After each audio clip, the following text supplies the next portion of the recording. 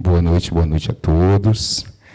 Pessoal, primeiramente, obrigado pela presença, né, pelo tempo de vocês. Poderiam estar fazendo muitas outras coisas, estão aqui ouvindo a gente falar desse assunto chato, diga-se de passagem, mas é extremamente necessário, né, que a gente entenda e aprenda um pouco mais. A minha intenção é poder compartilhar com vocês um pouquinho, né, do que eu sei a respeito de LGPD. Eu sei que isso afeta a todos, tá? E aí, quando a gente fala em LGPD e a atividade de corretor, a gente fala assim, puxa, tem alguma coisa específica para o corretor? E aí a notícia ruim é não, porque afeta todo mundo da mesma forma, né? E aí já entra até, inclusive, a primeira crítica que nós temos em relação ao LGPD. Na Europa, como ela surgiu, ela fez uma diferenciação pelo número de funcionários que você tivesse, pela atividade principal que você exercesse, né? Até 250 funcionários, então ela tem uma certa mais flexibilidade. No Brasil, não. No Brasil, colocou-se todo mundo no mesmo balaio.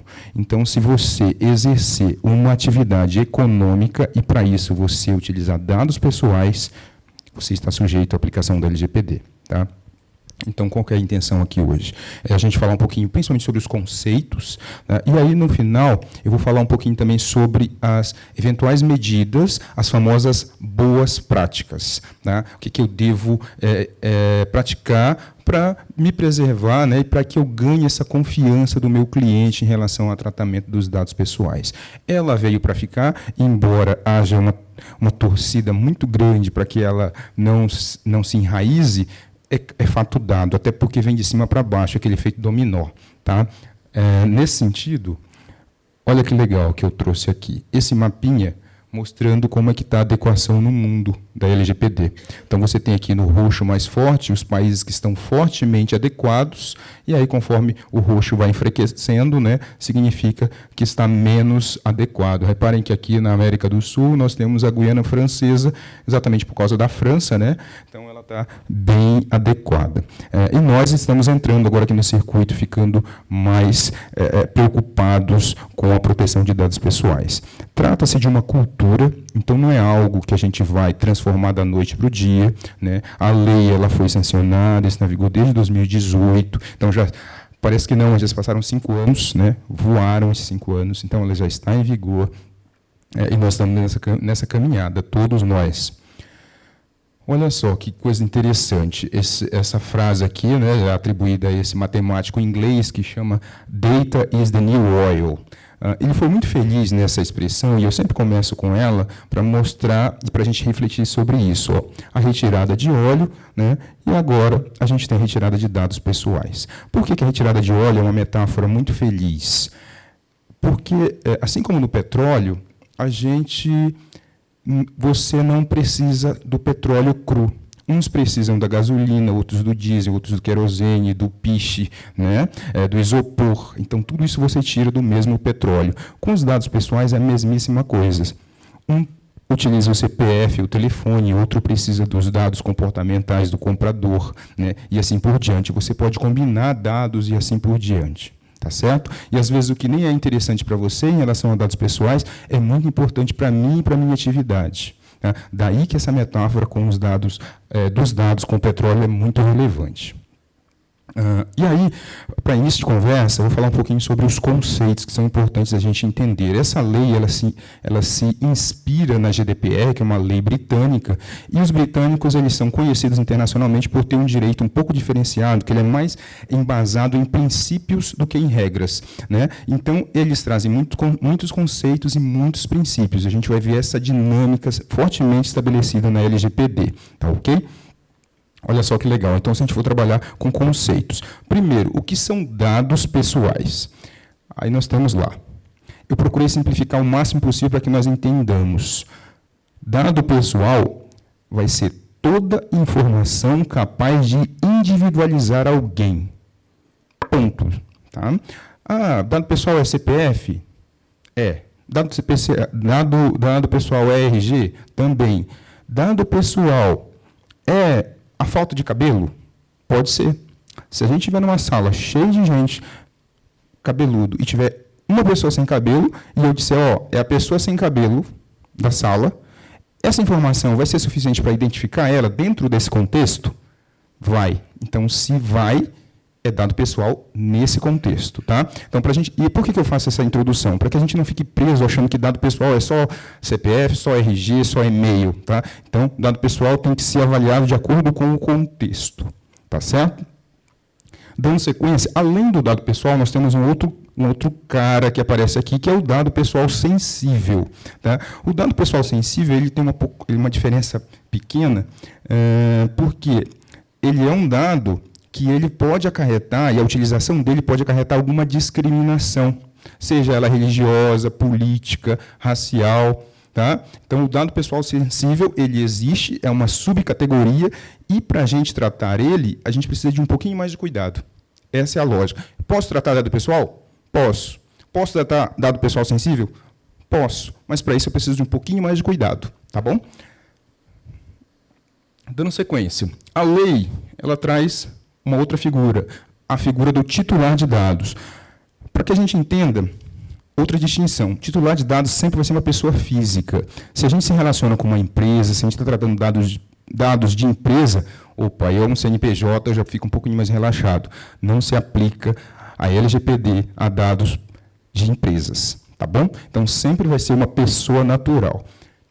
Essa questão de pessoa natural, pessoa física, é só uma questão de estar viva ou não. Tá? Para o direito é bastante importante, para a gente que só utiliza, essa distinção não é tão relevante. Tá bom? Agora, para quem atua no direito, tem que ficar atenta a essa distinção entre pessoa natural e pessoa física. Dando sequência, surge mais um conceito para a gente entender o que é tratamento de dado. Se a gente for ler a lei, salvo engano, lá tem 18 verbos para definir essa questão de tratamento de dados. É coletar, visualizar, transferir, armazenar, deletar. Eu acho que eles foram fazendo um toró de palpite, né? E não, isso é tratamento, isso é tratamento, isso é tratamento, isso é tratamento. Ou seja, se a gente for traduzir, tratamento de dados é toda e qualquer operação realizada com dados pessoais. Tá? Simplificamos. Eu visualizei o dado na tela do Nakamura. Isso é um tratamento de dados, eu estou visualizando ali. Eu bati uma foto da tela do computador dele com o meu celular, eu estou fazendo um tratamento. Tá? Esses exemplos, eles são, apesar de parecer corriqueiros, eles são importantes para a gente entender cada vez mais que é uma questão de cultura. O tratamento de dados pessoais, né, é uma questão de cultura. Não adianta você instalar ou você utilizar os softwares mais sofisticados do mundo, os mais caros, se você não cuidar das pessoas. E se você não transferir para o seu cliente a segurança através das pessoas. Tá certo? Dando sequência, aí surgem duas figuras. Tudo isso, gente, a lei que traz. Essas duas figuras, eu vou soltar junto, porque aí a gente já entende a diferença de uma para outra. Surge a figura do controlador. O controlador, para que a gente entenda, é aquela pessoa que toma decisão sobre a utilização do dado. Eu vou lá, coleto, e eu tenho uma relação com o meu cliente, só que eu tenho uma outra pessoa que se relaciona comigo. Pode ser um fornecedor, pode ser um parceiro. Tá? E eu pego esse dado aqui e vou ter essa relação. Só que eu decido com ele como que eu quero que ele utilize esse dado. Eu vou dizer, peguei esses dados sob o compromisso que eu ia utilizar para determinada finalidade e você só vai utilizar para essa finalidade. Por exemplo, durante 5 anos. Tá? Então, eu decido isso tudo aqui. Então, nessa relação aqui, se estabeleceu a relação de controlador e de operador. Tá? Reparem que o operador é exatamente o inverso. É a pessoa que realiza o tratamento de dados pessoais em nome do controlador. Tá? Então, eu determino para ele as condições, o prazo, tudo certo, as medidas de segurança que ele vai adotar e assim por diante. Tá ok? Aí surge mais uma figura, que é a figura da ANPD, que é a Autoridade Nacional de Proteção de Dados. Para a gente fazer uma correlação, a ANPD ela vai regular, ela solta, a gente vai ver depois um exemplo de uma atuação da ANPD na frente, mas ela solta portarias, né, medidas, recomendações, tá? E ela se assemelha muito àquela figura que a gente já conhece, que é o PROCON. Então, algo para a gente buscar, qual que é a relação? PROCON. Pensa no PROCON voltado para a questão dos dados pessoais. Tá? Dando sequência, a figura do encarregado de dados, que na Europa é chamado de DPO, né, Data Protection Officer, e no Brasil a gente criou com o nome de encarregado de dados. Esse encarregado de dados, ele vai representar, ele vai ser esse centro da figura aqui, ó. Essa pessoa, ela vai ser necessária, esse cargo é necessário para ele fazer uma interface entre a empresa, o titular de dados, aquela pessoa física que a gente falou, e a Agência Nacional de Dados. Ah, tive um incidente, estou com uma dúvida, estou com um problema, eu sou um titular, eu quero um direito meu, eu quero tirar uma dúvida, com quem que eu falo? Eu vou falar com essa pessoa aqui. Tá? Pela lei, toda empresa que trata dados tem que ter essa figura lá dentro. Se eu quiser me adequar, lá no meu site eu tenho que indicar, olha, eu tenho um encarregado de dados, o nome dele é Washington Aleriano, e o nome dele está lá, para que, quando você tiver uma dúvida, você entra lá e entra em contato diretamente com essa pessoa. Tá? A gente vê algumas adequações por aí, até de empresas razoavelmente grandes, e a gente não encontra o nome dessa pessoa. Isso é importante. Tá? Se você entrar, eventualmente, no site de uma empresa que você se relacione, e vai lá na parte de DPO dela, ou na parte de proteção de dados, procura o nome, vê se o nome está indicado. Isso é algo bastante importante. É um sinal que ela está dando para você, que ela leva a sério a questão da proteção de dados. Tá? Olha que coisa simples, né? Porque aí, quando você entrar em contato, você vai falar com uma pessoa. Você não vai, com quem que eu falo? Eu vou falar com um departamento? Não, eu quero falar com uma pessoa. Tá certo? Então, isso é bastante importante. Bem, passamos a parte dos conceitos, a gente vai para a parte dos princípios. Como eu falei para vocês, é uma lei inspirada numa lei inglesa, então ela trabalha com muitos princípios. Aqui nós temos exatamente 10 princípios que norteiam toda a aplicação, toda a utilização da LGPD no Brasil. Tá certo? Então, olha, o primeiro princípio, o princípio da finalidade. Toda vez que eu for coletar o dado de alguém, para a minha atividade, eu tenho que dizer para qual finalidade eu vou utilizar. E aí, depois que eu falo essa atividade, eu fico preso a essa explicação. Eu fico preso a essa finalidade. Tá? Depois eu não posso desviar essa finalidade. Porque se eu desvio a finalidade, eu dou aso para que esse titular reclame, para que ele exerça o direito dele. Nós, por exemplo, se nós pegamos o dado de alguém para depois entrar em contato para vender, né, para revender um imóvel, depois eu não posso pegar esse dado, passar para outra pessoa que vai entrar em contato com ele para fornecer um imóvel planejado, por exemplo. Fugiu da finalidade. Eu tinha que ter uma finalidade, então, estabelecida com ele no começo da relação. Olha, eu tenho parceiros que fornecem imóveis planejados. Posso passar seu contato no futuro para ele? Pode sim. E aí se estabelece a relação de confiança. Tá? Inclusive, um raciocínio até interessante que tem, quando a gente pensa naquela frase lá do começo de que os dados são o novo petróleo, é o seguinte: se eu tiro sua agenda hoje, você que é corretor de imóveis, eu tiro sua agenda, né, e apago os seus contatos, vai dar um certo trabalho para você se reestabelecer, né? Porque é aí que a gente nota a importância dos dados pessoais. Agora, pense isso em larga escala, em empresas que trabalham notadamente com dados pessoais. A gente só consegue citar os exemplos das big techs, né, das empresas de tecnologia, mas vocês são um ótimo exemplo disso, de alguém que se sustenta em cima das informações que vocês têm, dos contatos, da carteira de contatos de vocês. Para onde vocês vão, vocês levam. Né? É o ativo de maior importância de vocês. Tá? Bem, continuando nos princípios, temos o próximo, que é o princípio da necessidade. Nós só devemos coletar os dados que são necessários para a nossa atividade. Tá? Princípio da segurança. O princípio da segurança é um dos mais importantes, porque, a partir do momento que eu coleto a informação, eu sou responsável por dar segurança a ela. Eu peguei 10 dados pessoais seus, eu vou ter que cuidar dos 10. Eu só peguei 2, eu vou ter que cuidar dos 2. E aí, qual que é um raciocínio que a gente faz? Quanto menos eu pegar, melhor. É menos responsabilidade para mim. Então, para que eu vou pegar 10, se eu posso pegar só 3 e alcançar a mesma finalidade? Então, são necessários 3. Então, não vou pegar 10. Um exemplo, eu preciso entregar algo na sua casa. Quais os dados que eu preciso? Eventualmente, eu preciso do seu endereço e o seu telefone, para eu chegar lá e me garantir que eu cheguei no endereço certo. Eu preciso do seu CPF para entregar alguma coisa na sua casa? Não. Então, eu vou me basear só em cima disso. Tá bom?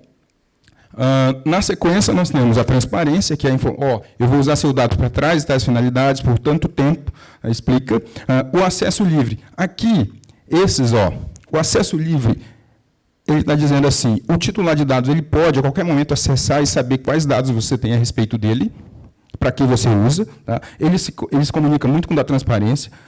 A qualidade dos dados são dados atualizados, tá? Corrigidos, então isso é bastante importante.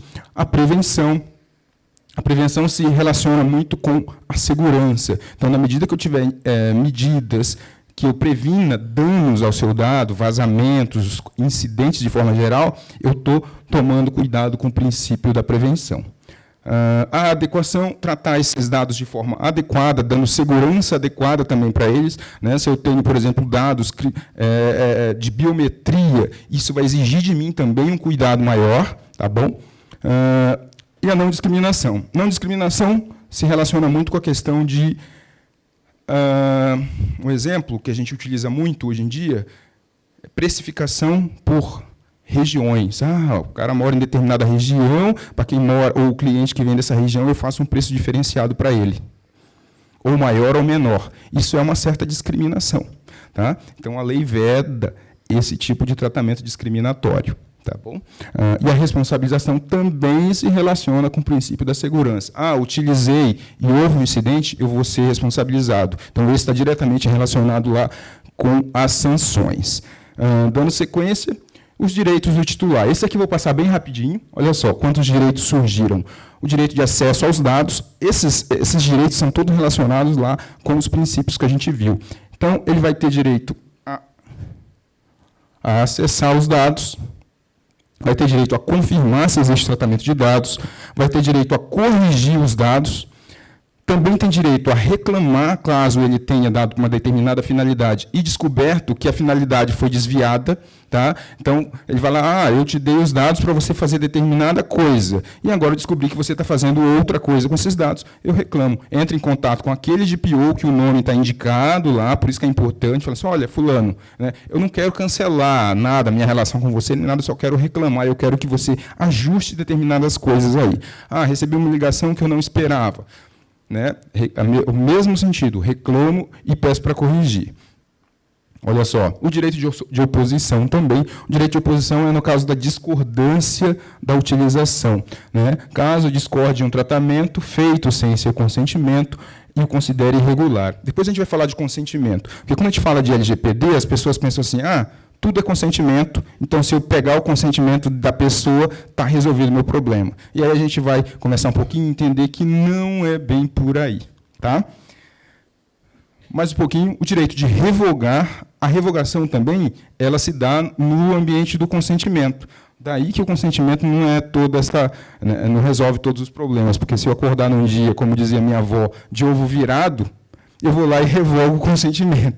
Né? E aí você fica a ver navios, tá bom? Por isso que não é bom a gente se basear só no consentimento. Né? Informação sobre o não consentimento. Isso aqui é bastante importante, gente. Vocês já viram por aí quando você vai numa farmácia e o cara te oferece 30% de desconto se você oferecer seu CPF?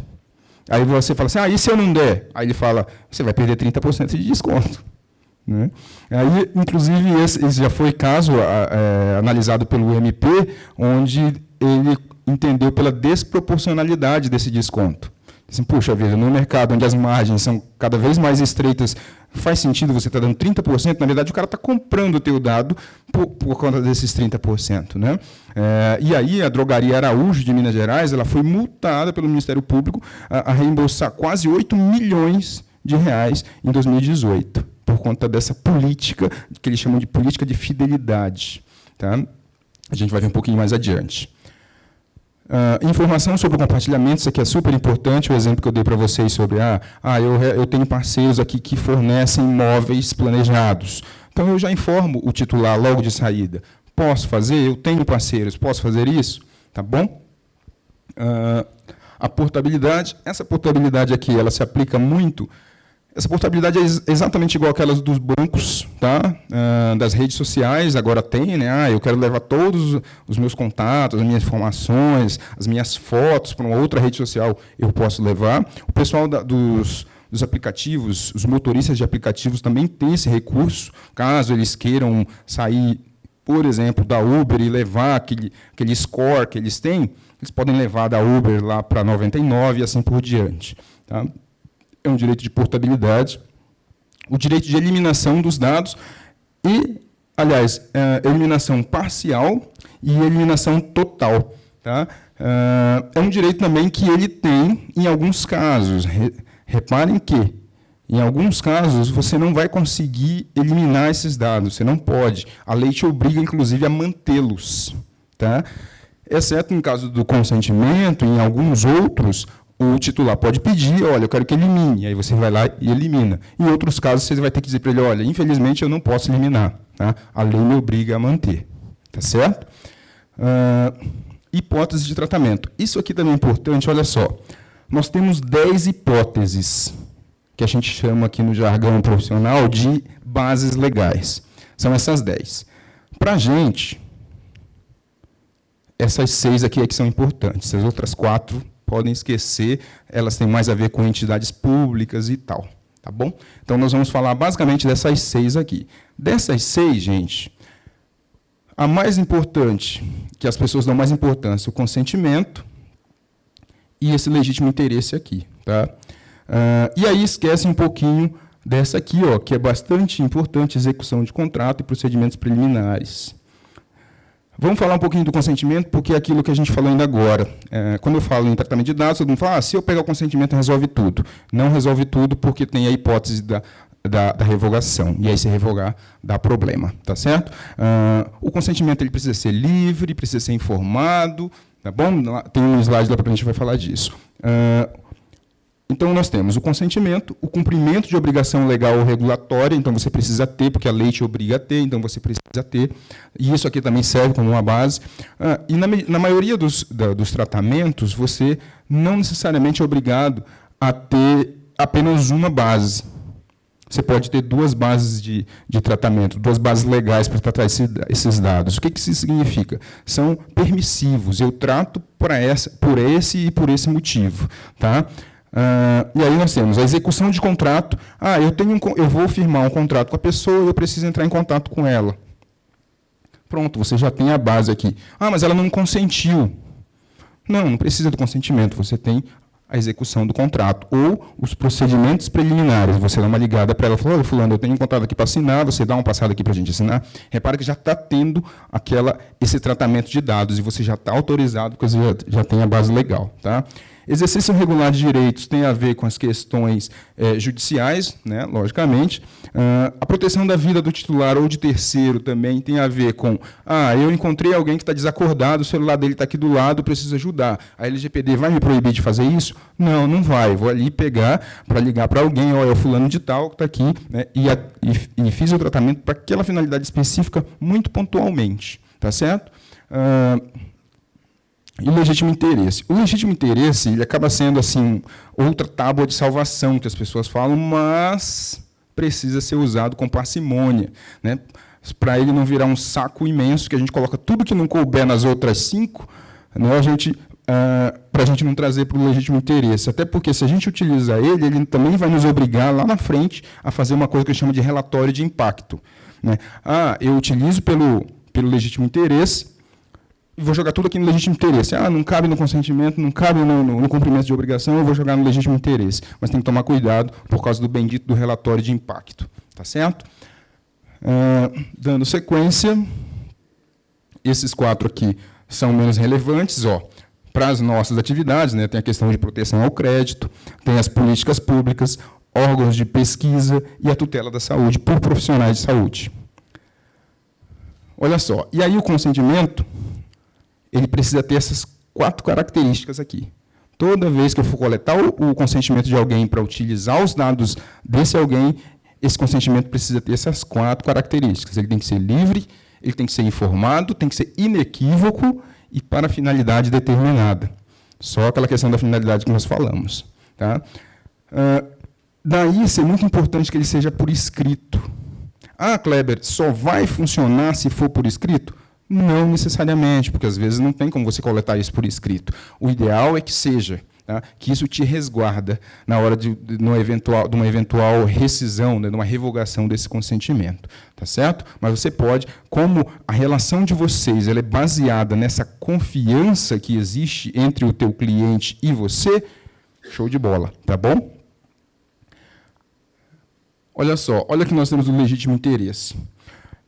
Como eu falei para vocês, o legítimo interesse eu posso utilizar quando não se encaixar nas outras finalidades, nas outras bases legais, aí eu venho e jogo para o legítimo interesse. Só que eu não posso utilizar o legítimo interesse de forma indiscriminada. Ele tem que ser para, olha lá, fundamentar tratamentos para finalidades legítimas consideradas a partir de situações concretas. Eu não posso simplesmente colocar lá, hipoteticamente, dizer assim, vai que um dia eu preciso desse dado aqui, eu vou deixar ele aqui, né, para eu utilizar numa oportunidade. Não pode, tem que ser uma situação concreta. Próximo, apoio e promoção de atividades do controlador. Esse aqui é bem importante, porque tem a ver com as questões de segurança, vigilância patrimonial. Tá?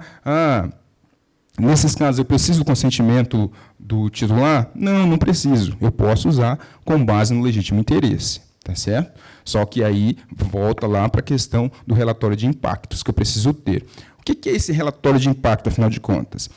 É você fazer uma análise de quais os riscos que esses dados podem oferecer ao titular dos dados caso sofra algum incidente, caso eles sejam perdidos, caso alguém invada seu sistema, que riscos representa pela quantidade e pela qualidade dos dados. Então, você precisa manter esse relatório.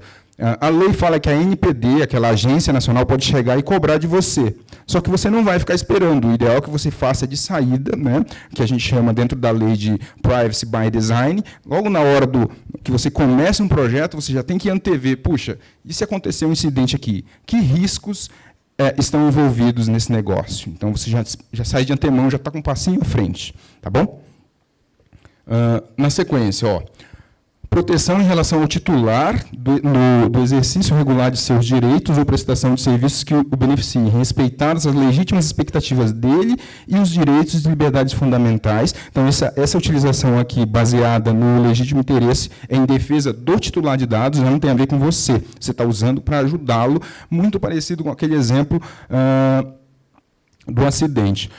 Uma vez, eu tive uma experiência de recusar um tratamento de dado em uma empresa. O que aconteceu?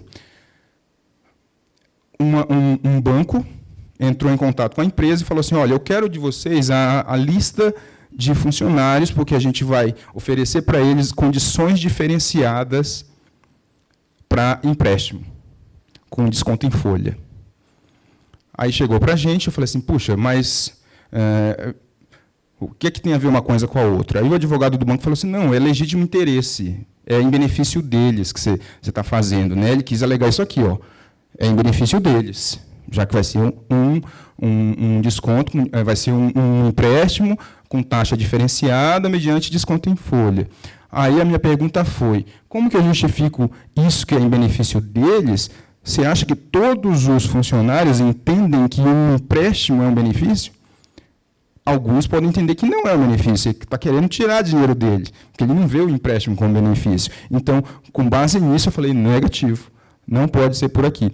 Eu tenho acesso eu, enquanto empregador, eu tenho todos esses dados? Tenho. Só que eu não tenho esses dados para essa finalidade. Eu tenho para outras finalidades, não para esta. Né? E posso ser contestado, né, caso eu entregue com essa finalidade do empréstimo. Ok? Olha só que coisa mais legal em relação ao legítimo interesse. Somente os dados pessoais estritamente necessários para a finalidade pretendida poderão ser tratados. Mais uma vez aqui a história da minimização, que a gente chama. Né? Quanto menos dados eu utilizar, melhor. E depois, o controlador deverá adotar medidas para garantir a transparência do tratamento de dados baseado em seu legítimo interesse. E, por fim, a autoridade nacional poderá solicitar ao controlador relatório de impacto à proteção de dados pessoais observado segredo comercial e industrial, aquilo que eu falei para vocês, para a gente não esperar para elaborar esse relatório. Tá? Agora vem a parte mais legal, que a gente vai falar das exceções. Tudo se encaixa em LGPD? Não, nós temos algumas exceções bastante interessantes. Olha só, o tratamento realizado por pessoa natural para fins exclusivamente particulares e não econômicos. Isso aqui significa aquela agendinha que a gente tem no WhatsApp, que não é de clientes, né? Se bem que, atualmente, principalmente para profissionais liberais, é muito difícil fazer essa cisão, né? Se eu perder meu celular aí na via pública, como é que fica? Posso ser responsabilizado depois, enquanto advogado? Provavelmente sim, né? Então, esse cuidado eu preciso ter. Claro que hoje existem várias ferramentas para você conseguir tirar esses dados, né, apagar esses dados remotamente, né, dificultar o acesso, né, mas é uma possibilidade. E aí, se alguém pergunta para a gente, Kleber, tudo está englobado? Essa é uma exceção bastante importante. Não econômicos, tá? Então, são finalidades particulares não econômicas. Outra exceção, para fins jornalísticos, artísticos, acadêmicos ou para a segurança pública e atividades de investigação. Então, ninguém pode alegar LGPD em sua defesa diante de situações que sejam para essas finalidades, né? As pessoas que utilizam os dados pessoais para essas finalidades aqui, elas estão dentro das exceções, elas podem utilizar, tá? Os dados provenientes de fora do Brasil, desde que o país de origem tenha proteção de dados igual ao previsto na LGPD, tá bom? Então, os estrangeiros que vêm de países que têm proteção maior ou igual aqui do Brasil não se aplicam, é uma exceção também. E esse aqui são os tornados manifestamente públicos pelo titular, que são aqueles dados que a gente coloca nas redes sociais, né? Se a gente mesmo colocou, por isso que a gente tem que tomar muito cuidado com o que a gente publica, né? Porque quando a gente publica, a gente perde essa proteção aqui. Então, é bastante importante ter esse cuidado. E ali o finalzinho isso foi só para ficar colorido mesmo. Os deveres do controlador, isso aqui é super importante. Eu vou colocar todos logo para que a gente saiba todos os deveres que nós acabamos tendo. Adotar medidas técnicas e administrativas, avaliar o enquadramento nas bases legais de tratamento. Então, vamos começar. Adotar medidas técnicas e administrativas são aqueles cuidados que a gente tem que ter, desde os procedimentos até as tecnologias que a gente vai utilizar de proteção de dados. Aí entra DLP, tá? Entra controle por senha, entra os controles físicos aqui na questão das administrativas, você coloca uma porta com um cadeado, determinado lugar só entra quem tem credencial, então são barreiras administrativas, né? E você também tem as barreiras tecnológicas. Avaliar o enquadramento nas bases legais de tratamento. Lembra daquelas 10 bases que a gente falou? Então, você vai ter um pessoal que vai dizer, aqui entra o quê? Entra o consentimento, entra o legítimo interesse, entra o cumprimento de dever legal, o que é que entra? E você vai classificando para você conhecer o seu ambiente de dados. Manter o registro das operações de tratamento e acompanhar o ciclo de vida dos dados. Olha que legal, aqui a gente já está falando de ciclo de vida de dados, né? Então, a partir do momento que esse dado entra na minha empresa, ele entra no meu ecossistema, eu preciso ter um tempo de vida dele ali. Tá? Dependendo da relação que ensejou a chegada dele, eu preciso sim começar a identificar que a gente chama de período de retenção. Então, tem um período de retenção, eu já estabeleço ali e fico utilizando por determinado tempo. Tá? Então, esse é o famoso ciclo de vida do dado. Preciso definir, instruir e monitorar o operador e indicar o encarregado, aquilo que a gente falou. Reparem que aqui eu sou o controlador. Então, sou eu que vou definir, eu vou instruí-lo e vou monitorar o que ele está fazendo com esses dados. Afinal de contas, o responsável sou eu. Tá? E vou indicar o encarregado com aquele cuidado que eu falei para vocês no início. Colocar o nome dele ali para que o titular ele saiba a quem procurar. E saiba com quem ele está falando também. Então, provar o consentimento inequívoco, aquilo que a gente falou em relação à importância do consentimento ser livre e informado, né? Comunicar eventuais incidentes à NPD e ao titular. Isso aqui é bem interessante quando você tem uma questão de um comitê.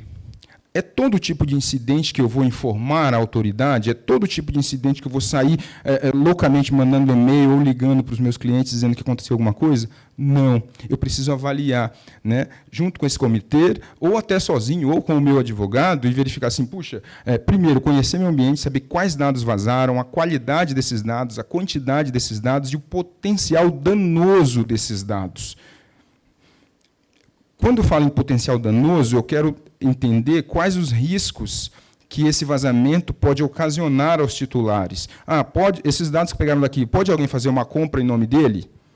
Opa, se puder, eu tenho que tomar cuidado, porque aí tem um potencial alto de causar um dano material a esse titular de dados. Não, só pegaram aqui, só aconteceu de perder o telefone e o e-mail. Qual o risco que isso representa? Um contato indesejado, né? E aí avalia-se, discute-se, vamos entrar em contato sim, e a gente discute se vai fazer esse contato por telefone, se a gente vai fazer esse contato individualizado, mandar um por um, lá na sua caixa de e-mails, você vai mandar para todos, ou se você vai fazer um aviso no seu site, né, diz, olha, gente, aconteceu um incidente assim, acabamos perdendo aqui o telefone e o e-mail. Mas se você entrar em contato, se alguém entrar em contato com você, não fomos nós que passamos, não passamos seus dados, aí reforça todo aquele compromisso. Tá? Mas isso é uma questão muito de caso a caso, e de analisar, e principalmente a questão de custos. Né? Falta mais um aqui, que é, se requerido pela ANPD, elaborar relatório de impactos à proteção de dados. Aquilo que eu falei para vocês em relação à importância do relatório de impacto. Tá? Responsabilidade. Aí chega na parte das notícias. Olha só, essa notícia aqui ela é de 2018. Né? A Drogaria Araújo é multada em mais de 7 milhões por condicionar descontos a fornecimento de CPF. Então, programa de fidelidade, né, da farmácia. E isso gerou o seguinte, depois veio o MP e fez um acordo com a Drogaria Araújo para ela deixar de pedir número de CPF a clientes. Aqui nós já estamos em 2019.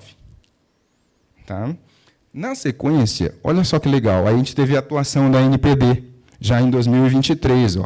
Essa nota técnica da NPD, a nota técnica 4 de 22, mas ela vai sair como 23 depois da reformulação. Aqui em cima está 23, aqui está 22, mas ela saiu 23. Tá? A NPD, ela cita, olha que legal, ela cita a Drogaria Araújo ali. Então, fez todo um estudo, salvo engano, deve ter umas 30 páginas, essa nota técnica aqui, explicando todos os pontos e os cuidados que as farmácias devem ter para a utilização desses dados. Reparem que o caso ele é lá de 2018, e eles falam isso aqui. Embora, em 2018, a LGPD ainda não tenha não tenha entrado em vigor, eles citam ela como cuidado baseado na Constituição, no Marco Civil da Internet e no Código de Defesa do Consumidor. Então, ela já se projetando para o futuro para tomar esse cuidado com os dados pessoais. Tá? Então, esse caso aí acabou ficando bem emblemático. Um outro caso que é bastante relevante, que eu quis trazer para a gente, é o caso da Cyrela. Acho que a maioria já ouviu falar do caso da Cyrela aqui, né? Que foi o primeiro, foi assim, assustador, todo mundo ficou bastante preocupado com a questão da Cyrela, por ela ter uma empresa imensa, ter sido condenado, né, por utilização indevida de dados pessoais. O caso lá foi que um cliente, logo que comprou uma unidade, ele começou a ser acionado, né, receber ligações de um vendedor de imóveis planejados. E aí o cara era advogado, entrou com a ação, e ganhou em primeira instância. Em primeira instância, ele ganhou, teve decisão favorável a ele, só que aí depois, agora em 2021, veio a decisão do Tribunal, do TJ de São Paulo, os desembargadores derrubaram a decisão de primeira instância, entendendo que não tinha havido esse prejuízo todo que ele tinha alegado. Tá? Até hoje, conversando com um amigo, falando sobre isso, num processo, você consegue, eventualmente, reverter uma decisão judicial, mas o dano reputacional que você sofre nem sempre vai ser possível você reverter. Tá? Daí que talvez a grande reflexão que fique para a gente é a gente entender e aprender a fazer com que essa lei jogue do nosso lado. Que dispositivos, que mecanismos eu posso utilizar para fazer essa lei jogar a meu favor, e não estar sempre nadando contra a maré. Né? Então, de repente, isso é interessante que a gente entenda. Outra coisa legal que eu trouxe para a gente analisar é esse estudo aqui do IDP. Olha só, esse estudo aqui, ele se propõe a nos mostrar as decisões aí dos últimos, do último ano. Então, esse estudo ele existe desde 2020, então ele pegou setembro de 20 até setembro de 21, depois ele pegou setembro de 21 até setembro de 22, e depois ele vai pegar o setembro de 22 a setembro de 23. Esse aqui é de setembro de 21 a setembro de 22, o de 23 não saiu ainda. Olha que legal, esse aqui é para a gente analisar como que a LGPD tem sido citada nas decisões judiciais nesse último ano considerado. Tá?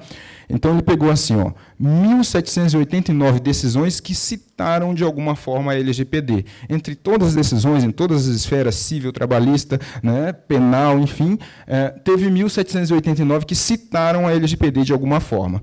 Dessas que citaram, aí ele separa aqui, esse verdinho claro aqui, esse verdinho bem vivo, são aquelas em que a LGPD é o quesito central, no caso. Tá? Então, é uma ação que trata especificamente de LGPD, então é cerca de 7,7%, e aqui, que eu não estou enxergando direito, debate incidental sobre a LGPD, que é o 3 aqui, que tem cerca de 27%. Então, dessas decisões aqui, dessas 1.789, esses 35% aqui é que vão tratar mais proximamente de LGPD. Tá? Vai dar cerca de 600 e poucas aí, né? 600 e poucas decisões. Né?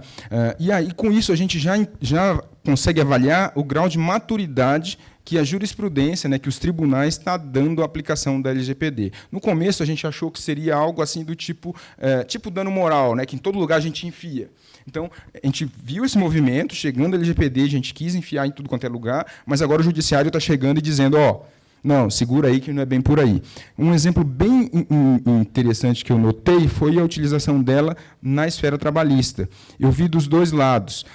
Vi empregadores pedindo para o juiz quebrar o sigilo telemático de localização dos celulares para comprovar se o reclamante ele estava ou não estava no local de trabalho naquele dia que ele alega estar trabalhando, então como prova contra ele, né? E aí o juiz negou, o juiz não aceitou, disse, com base na LGPD, desvia um pouco da finalidade, não vou aceitar. Tá? E do outro lado também teve onde o reclamante quis a quebra também para provar que ele estava, e o juiz igualmente não aceitou. Tá?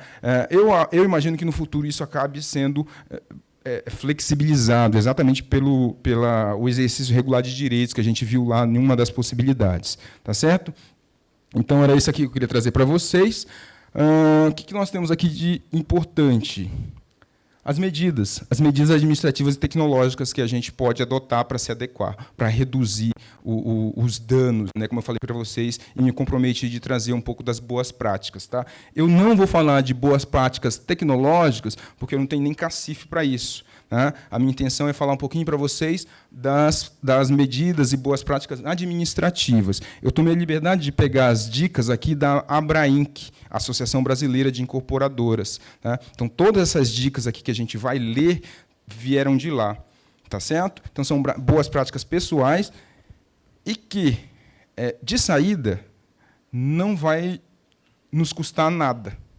Vai nos custar só um pouco de atenção e de cuidado. Tá? Então, financeiramente, de saída, não custa nada. Então, vamos ver.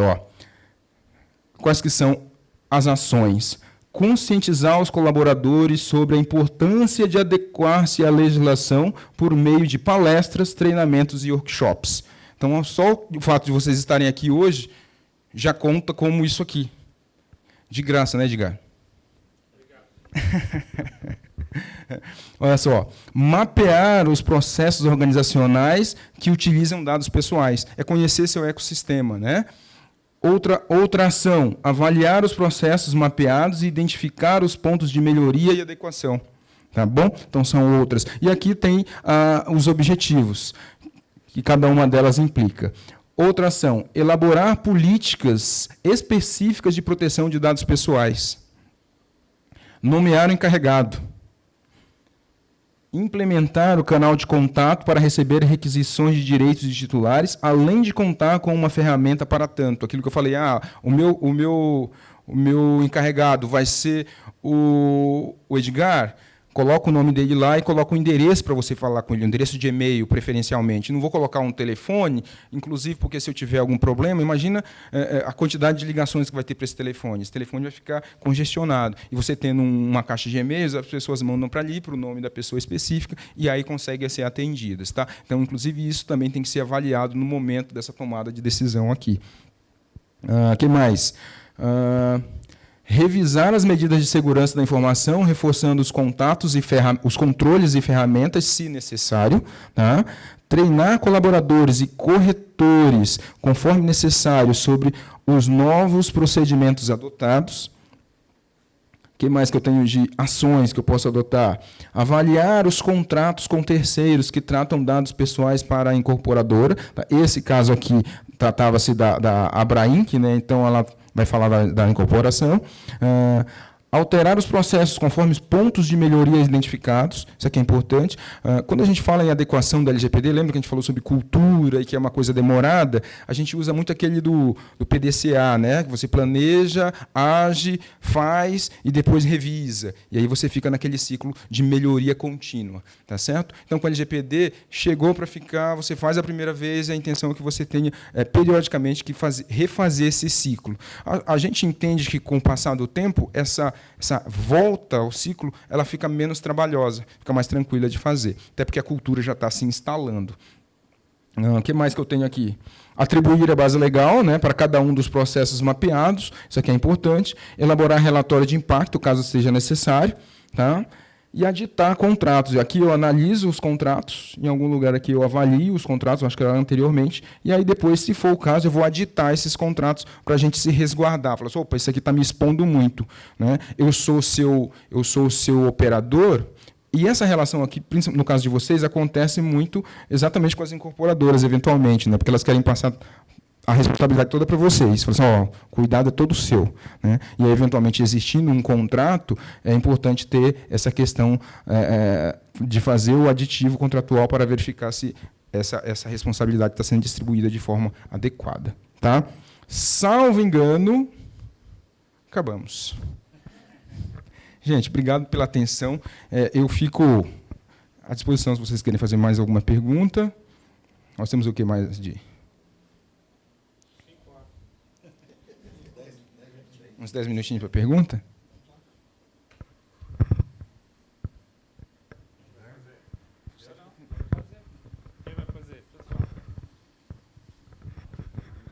Ô Kleber, vamos lá. Por exemplo, tem alguma associação, até a farmácia, ela tem o nosso contato, mas foi através de uma associação que passou esse contato para ela. Ele parece muito com o seguinte, ó. Eu chego para você, e em que condições que você recebeu esse contato? Eu chego para você aqui e te dou meu cartão. Eu te dou meu cartão para você entrar em contato comigo. Eu tenho uma expectativa, não tenho? Eu não espero que você me ligue 3 horas da manhã para me oferecer um apartamento. Então, eu te entreguei o meu cartão com uma expectativa legítima de você ligar quando você precisar de um advogado. Então, nessa relação, é muito parecida com isso. A associação tem o teu contato, ela vai passar para outra pessoa. Você, quando passou para ela, tinha uma legítima expectativa de como que ela ia utilizar. Tá? Então, tacitamente, você está dando um consentimento para ela, mas dentro de um campo de expectativa que você tem. Mas ela não poderia ter repassado. Se ficar dentro da expectativa dele, poderia. Eu dei meu cartão para ele aqui. Aí, amanhã, você entra em contato com ele e fala, puxa, Edgar, estou precisando de um advogado, você conhece alguém? Aí ele pegou e passou para você. E aí você... Entendeu? Legítimo interesse. Porque eu, enquanto titular, eu tenho legítimo interesse que o meu cartão ele circule para me trazer clientes. Né? Então, eu tenho um legítimo interesse nesse sentido. Claro que aí, se ela me ligar, me oferecendo um outro produto, aí já fugiu dessa base legal aqui, já vai para uma outra, e aí eu tenho direito de fazer, poxa, Edgar, eu te passei meu contato para você, né, me ligar no caso de uma necessidade, não para você utilizar para querer me vender alguma coisa. Mas hoje, quase 100% da sucessão do comércio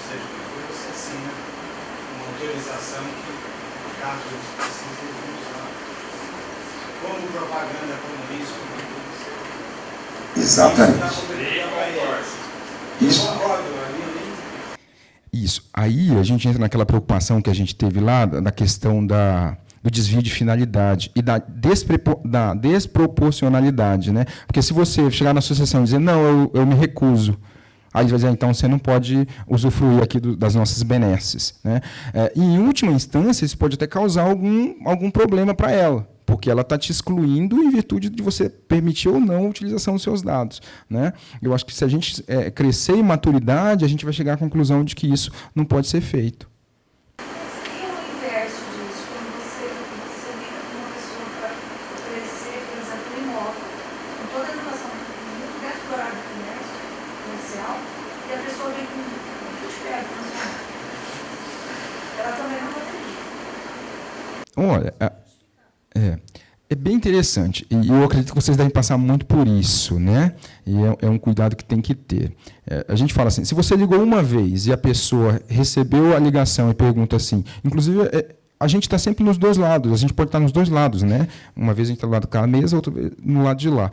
Mas aí eu te ligo, e aí você atende e fala assim, puxa, oi, né? Quem foi que como você conseguiu meu contato? Você pergunta. Então, essa é a primeira pergunta que a gente tem que fazer. Inclusive, os europeus, os países que têm mais maturidade em produção de dados, essa é a primeira pergunta que eles fazem sempre que alguém liga para eles. Como você conseguiu o meu contato? Se você tiver uma base legítima, uma resposta legítima para dar, fala, não, quem me passou o seu contato foi o Edgar, seu amigo e tal. Aí fala, puxa, Edgar, o Edgar passou.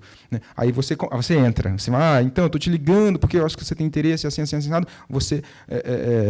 Você passou esse obstáculo inicial e aí a conversa vai numa boa. Mas pensa que você não tem essa resposta. Eu pergunto, como que você tem meu contato? Aí você gagueja, e, na verdade, a resposta costuma ser assim, desliga, né? Parece que deu choque no celular e vai e desliga, né? Então, qual que é a recomendação? Não ligue mais. Se você não tem uma base legítima para ligar, não ligue mais.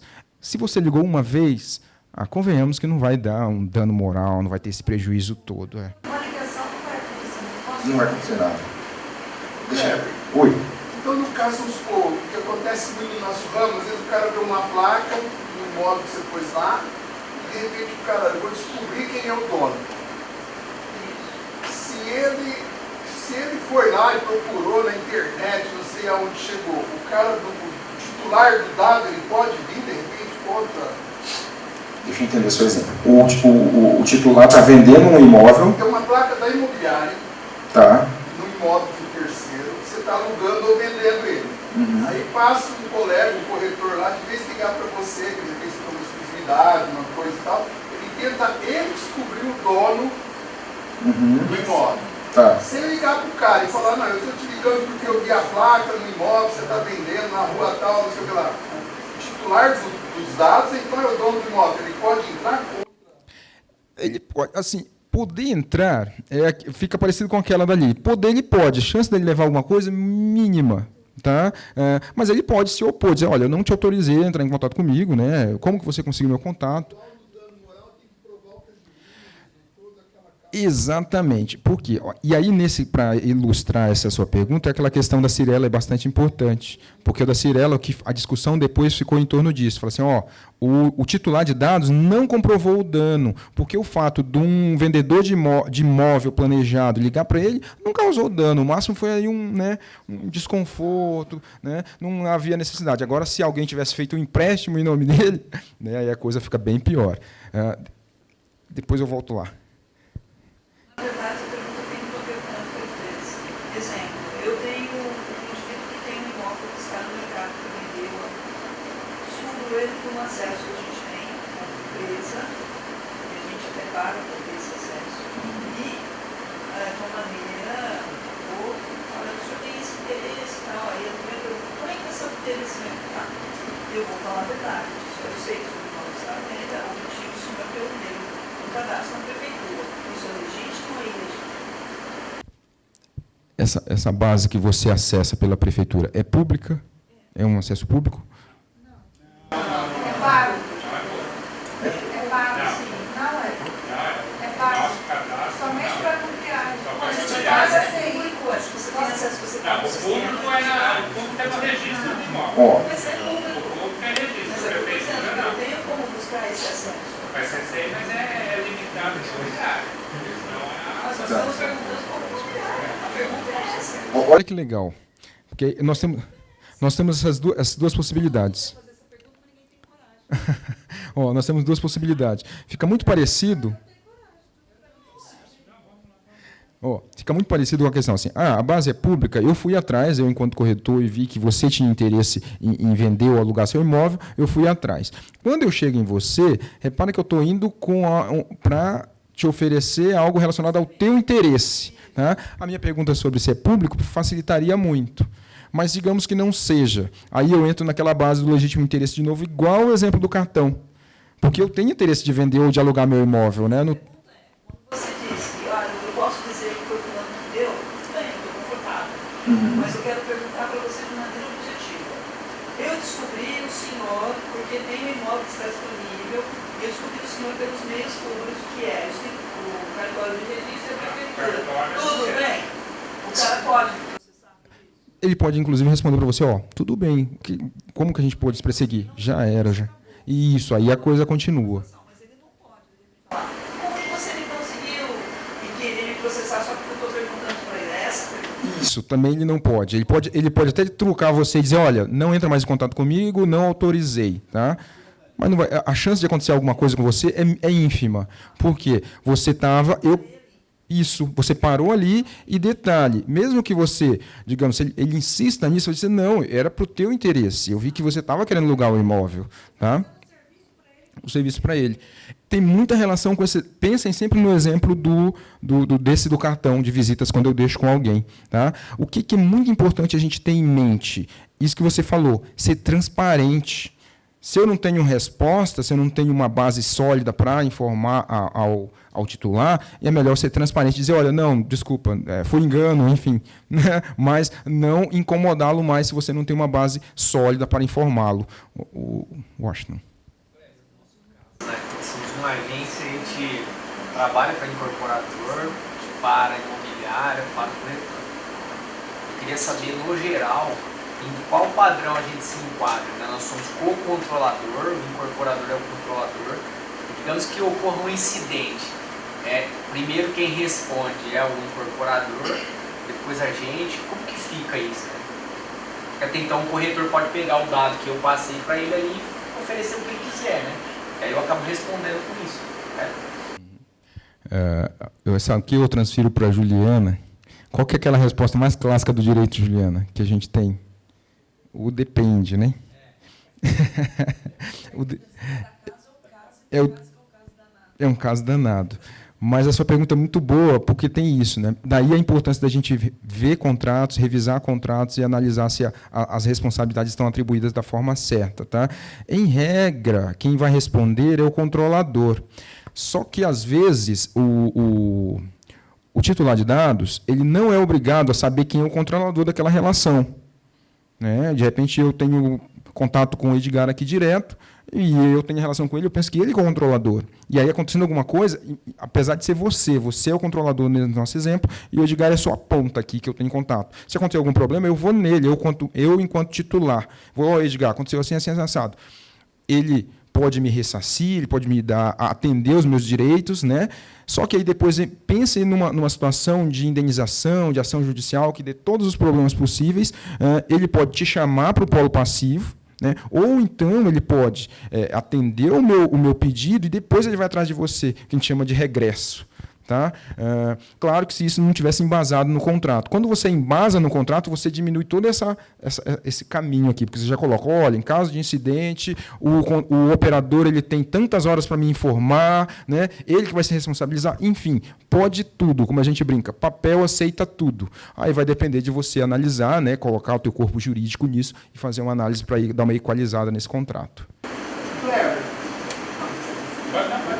aí no caso do site, é bom, eu imagino, no nosso site lá, quem é o controlador nada, é bom colocar em algum lugar lá do site, né, alguma essa lei, a gente pode o controlador, aquela e tal. Perfeito. É super importante, entra nas boas práticas ali, né? Os sites mais recentes, como é que o pessoal está fazendo? Está adequando o site e já colocando um campo ali de privacidade, ou então proteção de dados, e aí você coloca a sua política de dados. Olha, aqui a gente coleta tais e tais dados seus para tais e tais finalidades. Então, ali você já dá o beabá para o seu cliente do que você trata, como você trata, por quanto tempo, inclusive com quem que ele tem que falar se ele tiver alguma dúvida ou algum problema. Então, o site é um local ideal para você ter isso. Lembra que a gente falou aqui na pergunta da nossa amiga em relação à transparência. E ali é que você coloca toda a transparência. Tá?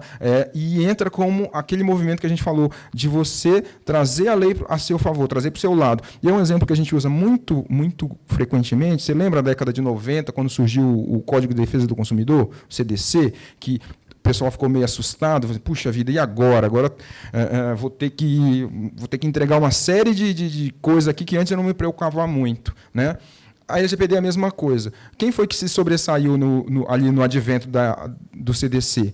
A Brastemp. O que a Brastemp fez? Pegou o CDC, colocou embaixo do braço e começou a vender aquilo como se fosse um diferencial. Falou assim, olha, hoje a Brastemp, inclusive, na nossa cabeça, a gente pensa em qualidade. Mas o que ela entregou além do que o CDC exigia? Nada.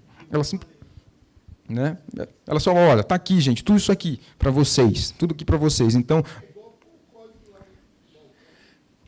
exatamente. Então, quando você pega a LGPD e usa ela ali no teu site dessa forma, você já está trazendo o cara para o teu lado, né? O pessoal agora está até colocando não permitir, se ele permite, vamos embora. Se não sai, não vai para frente. Por isso amarrou lá atrás, qualquer coisa. É o famoso adopting, né? Os portais que a gente tem acesso, alguns, por exemplo, eu entro em contato com o corretor, eu sou cliente, entro em contato com o meu imobiliário no portal. Esse portal, ele usa o dado desse cliente para me dar indicação. É tranquilo desde que lá ele informe. Ele tem que informar. Ele fala assim, olha, os dados que eu coleto aqui, eu compartilho com parceiros que podem entrar em contato com você. Ele tem que informar o cliente dele, tá? Porque o que acontece muito com vocês, eu imagino que é isso.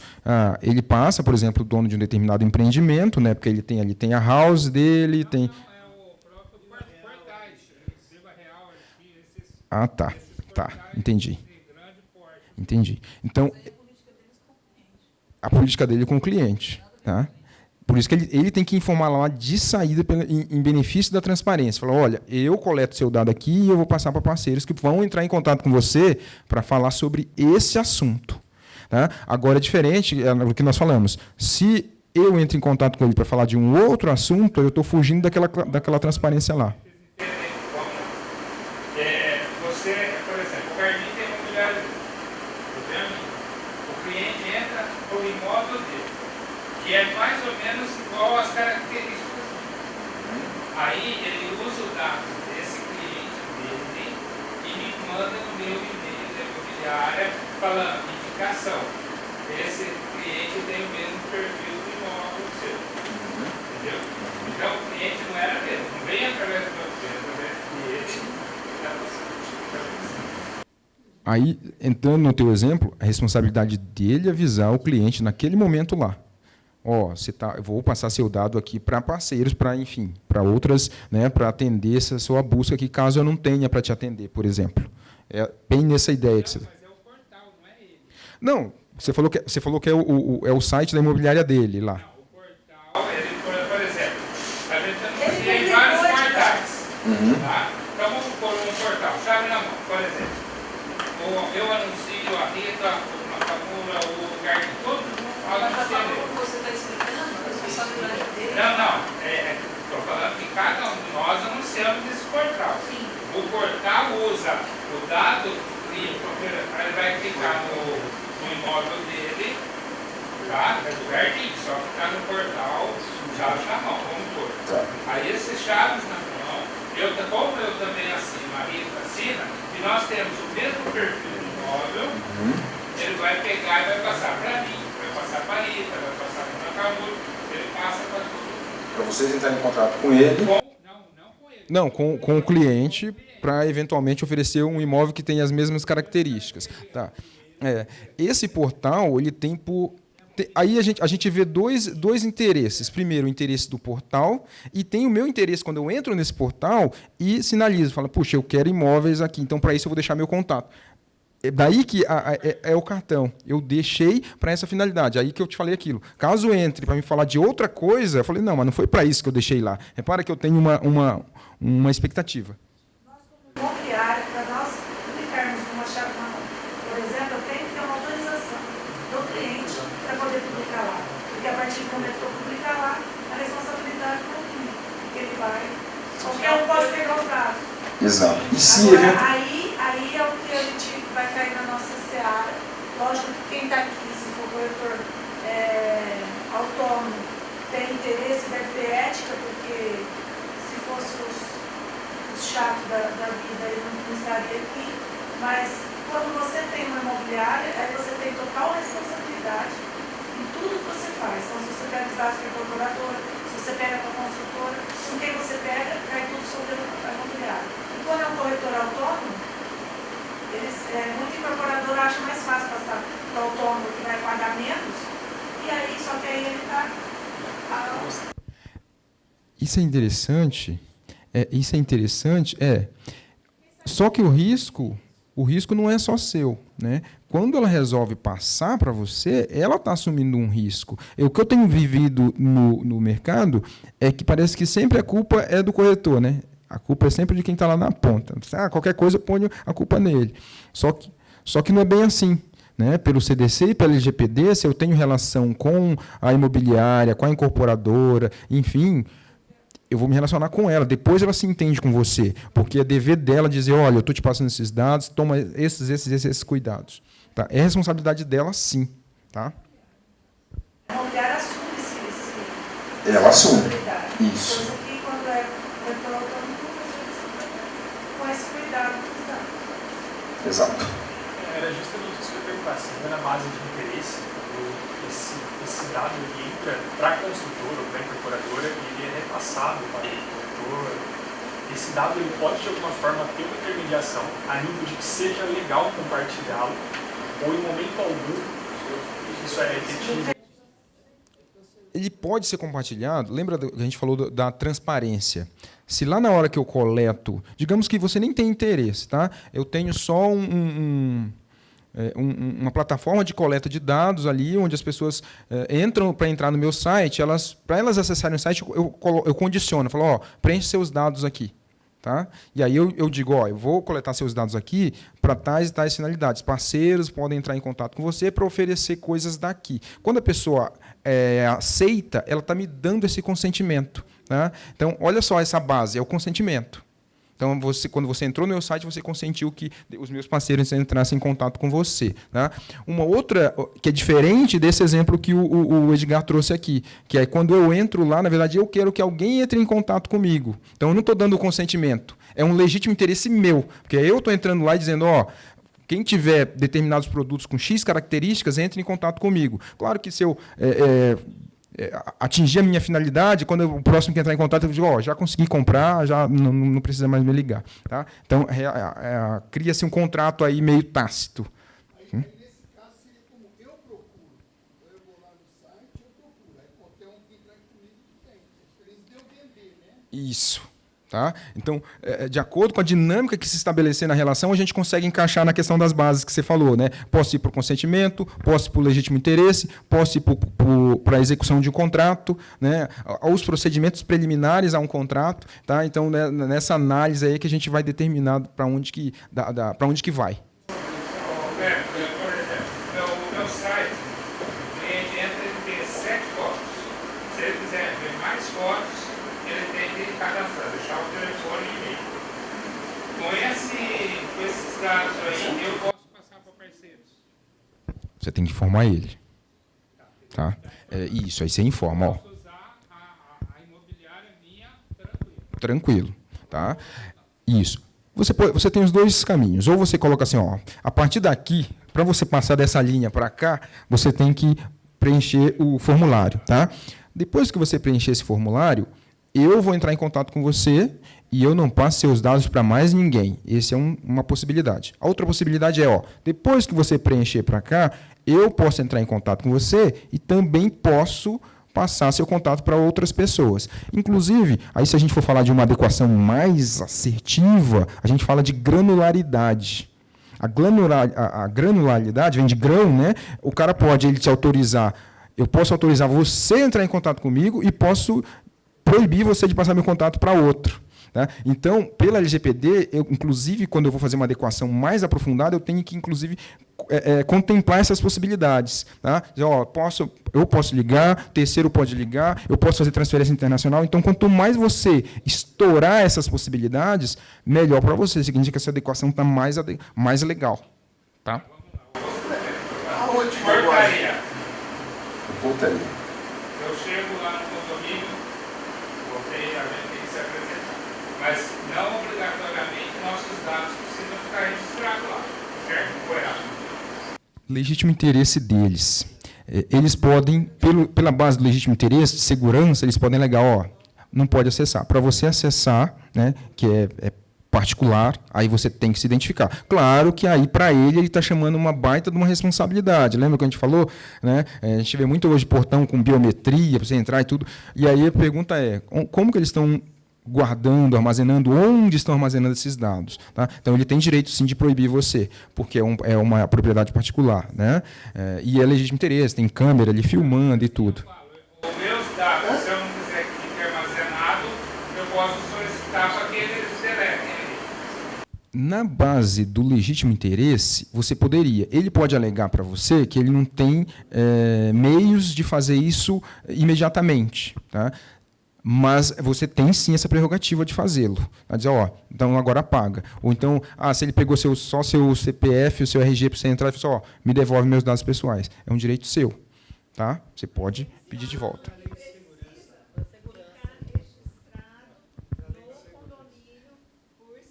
Exatamente. Aí ele saiu da base do legítimo interesse e foi invocar um pouco de segurança pública. Eu discordo um pouco dessa ideia, porque não é segurança pública, né? É segurança privada. Né? Então, como é que ele dizia? Há controvérsia. Né? Na locação, uma ação de cobrança, eu posso terciarizar para alguém fazer ou tem que ser alguém do próprio escritório? O cara pode alegar quem passou os dados para ele, um inquilino e tal. Ação de cobrança? Houve aí... Não, eu vejo que não. O que você tem aí, é muito parecido com o que é feito pelo Serasa. É meio que uma consequência do contrato que vocês têm. Né? Então, você tem prerrogativa de passar. Tá bom? Só para finalizar, né, a última pergunta aqui. Você disse no início que essa lei foi criada de forma ampla e genérica. Ela foi criada, tanto que é lei geral de proteção. Você vê a possibilidade de um reestudo para se adequar às categorias? Porque, vamos supor, vamos lá, estou puxando a sardinha nossa, tá? Corretores de imóveis, imobiliárias. Nós assim, não vou, talvez não seja a palavra adequada, de prejuízo, mas hoje, para a gente trabalhar, ficou muito difícil. Nós tínhamos acesso pela prefeitura, né? Como a Rita falou, que algumas imobiliárias ainda têm com senhas antigas, hoje não se fornece mais. E, inclusive, o parecer jurídico da prefeitura é para que corte as senhas antigas também. Tá? Então, ou seja, não vamos ter acesso. CPFL, não temos mais acesso. Sobrou o cartório de registro, efetivamente. Mas você vê uma possibilidade de um estudo, de uma adequação melhor da lei para favorecimento ou não favorecimento, para que algumas classes possam trabalhar de uma maneira mais efetiva, como a gente trabalhava? Muito boa, muito boa. Eu acredito que sim, viu? Espero não estar sendo aqui o bobo que é otimista, mas é uma lei que está sendo... A NPD está trabalhando incessantemente, ela está ouvindo muito a sociedade civil organizada, inclusive representantes de classe. É uma lei nova, está com 5 anos, efetivamente, que está valendo, tem 3, né? Então ela está engatinhando ainda. A intenção dela não é travar a atividade de ninguém, até porque é uma atividade essencial para a economia, isso é inegável. Então, na medida que ficar comprovado que os obstáculos estão travando demais, eu entendo que, dependendo da pressão exercida pelas associações e assim por diante, você consiga demonstrar a necessidade de ter esse acesso. Claro que também demonstrando, por outro lado, esses compromissos, né, com todos esses princípios aí da lei. Mas, assim, espero que nos próximos anos, aí, 2, 3 anos, a gente consiga ver já uma reformulação, né, para contemplar. Até com essa questão. Quando saiu, gente, com aquela ideia de que todo mundo vai responder igual, agora a gente já tem mais ou menos uma orientação para quem é MEI, né? Então a gente está começando a dar uma adequada, então talvez também caminhe nesse sentido.